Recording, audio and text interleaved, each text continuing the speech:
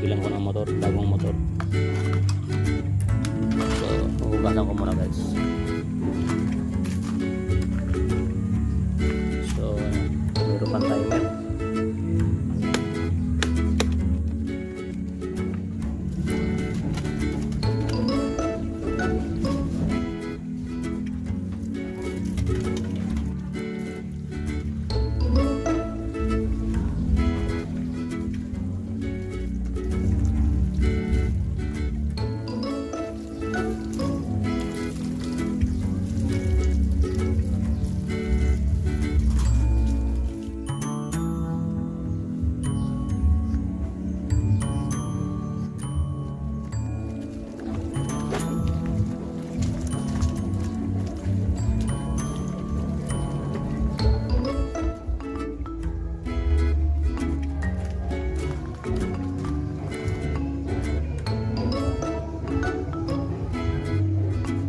A few moments later.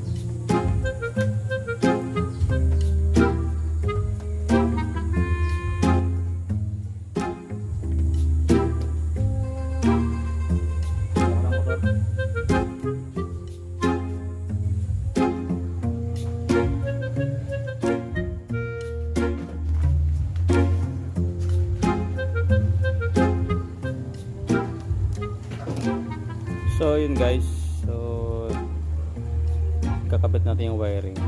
So ito guys, ito yung capacitor dito.